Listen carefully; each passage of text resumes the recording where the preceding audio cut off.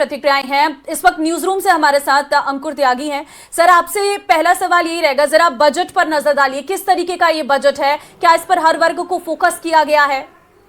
देखिए ममता, अगर हम बात करें हर वर्ग की तो कहीं ना कहीं किसी न किसी हर वर्ग को साधने की कोशिश की गई है, लेकिन अगर शेयर बाजार की बात करें तो शेयर बाजार को ये बजट पसंद नहीं आया है और सेंसेक्स में करीब 1600 अंकों की गिरावट है और निफ्टी में भी एक करीब 3% की गिरावट देखने को मिल रही है।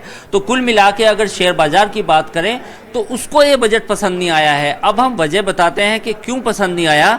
दरअसल सरकार ने जो एसटीटी होता है, यानी कि एक जो टैक्स होता है, जो सिक्योरिटी ट्रांजैक्शन टैक्स होता है, उसमें बढ़ोतरी का ऐलान किया है। जहां एक तरफ बाजार ये मान रहा था कि ये टैक्स कम होगा, उल्टा हो गया, यानी कि एसटीटी बढ़ा दिया गया।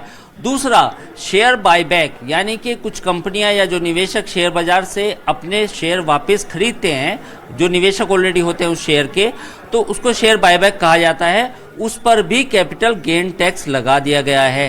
तो इससे कहीं ना कहीं बाजार को ये बात पसंद नहीं आई और जैसा आपको मालूम होगा कि करीब करीब सेंसेक्स में 1600 अंकों की और निफ्टी भी करीब 24,650 के नीचे पहुंच गया है। तो अगर शेयर बाजार की बात करें तो उसको उस बजट में कुछ नहीं मिला, ऐसा शेयर बाजार का मानना है। बिल्कुल सर, लेकिन अभी सुधीर हमारे साथ जब जुड़े थे ग्राउंड जीरो से, उनके साथ सीएम मौजूद थे। उन्होंने कहा कि जब बजट पेश होता है तो समय लगता है बाजार को स्थिति समझने में कि किस तरह का बजट है और इसलिए उतार चढ़ाव देखने को मिलता है। तो क्या ये भी एक बड़ी वजह हो सकती है एकदम से बाजार में, शेयर बाजार में गिरावट की? देखिए, ऐसा बात उनकी भी सही है, लेकिन होता क्या है कि बाजार में जो मोटी चीज़ें होती हैं, यानी कि जो बड़ी चीज़ें हैं, और उसमें बड़ी चीज़ होगी एसटीटी, यानी कि सिक्योरिटी ट्रांजैक्शन टैक्स, यानी कि शेयर के खरीदने बेचने पर या ऑप्शन ट्रेडिंग पे जो एसटीटी लगता है, उसका एक बड़ा जो भार होता है वो ट्रेडर्स पर पड़ता है। तो जितने भी बाजार के पार्टिसिपेंट्स हैं, यानी कि ट्रेडर्स हैं, उनको लगता है कि एसटीटी घटना चाहिए था, लेकिन हुआ इसका उल्टा। तो मुझे लगता है कि फौरी तौर पर तो ये गिरावट, बड़ी गिरावट आई है।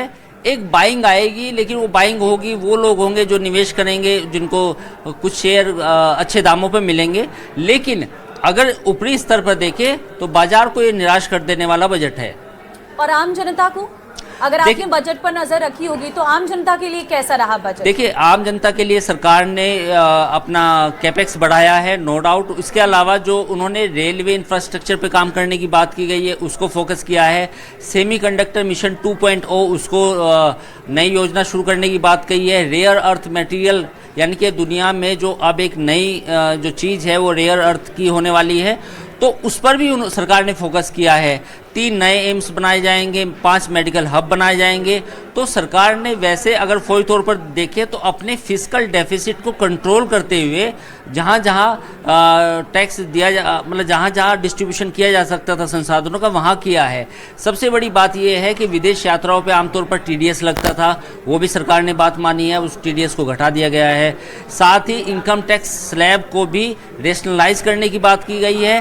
साथ ही सरकार ने टैक्स के नाम पर जो लोग डरते थे कि भाई मैं अगर गलत फाइलिंग होगी या कोई टैक्स छूट गया या किसी ने जानबूझकर भी टैक्स नहीं चुकाया, तो उसके भी प्रावधान को आसान किया है ताकि आप एक मुश्त टैक्स देकर वापस प्रणाली में आ सकें।